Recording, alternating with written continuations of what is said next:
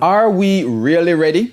That's the question being put to the government after the outer bands of then tropical storm Ian wreaked havoc in several parishes. Now affected residents got some well-needed sunshine today. Their mood, though, anything but bright. We'll have more on this in a moment. But first, more on the debate on the country's readiness for a major weather system. As you'll hear in this report, the opposition is weighing in.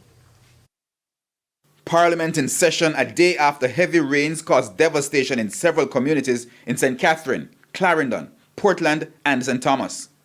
During this sitting, there was no mention of the weather system or the extent of the damage, neither was there any mention of what's next for the scores of citizens left in limbo.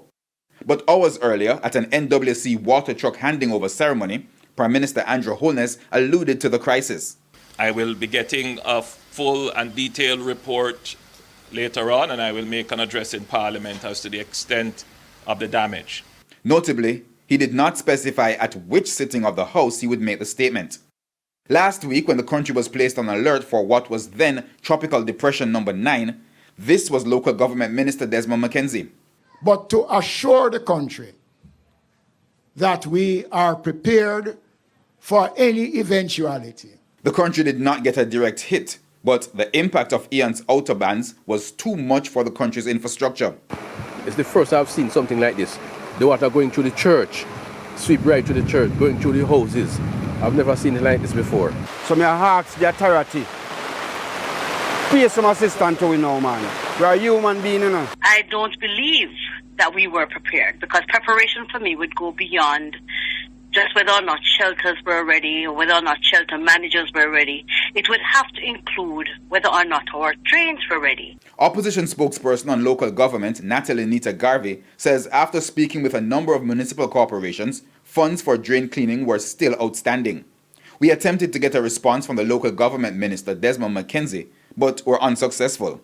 However, issues relating to funding for drain cleaning and maintenance have plagued successive administrations. We put that to Mrs. Nita Garvey.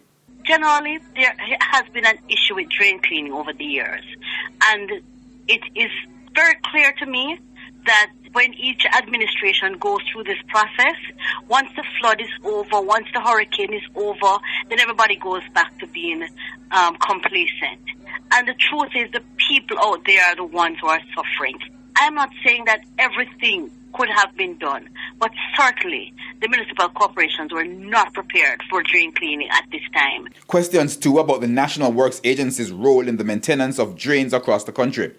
NWA Communications Manager Stephen Shaw insists the annual 3 phases of drain cleaning started months ago. So this year, between June and July, we would have done mitigation work.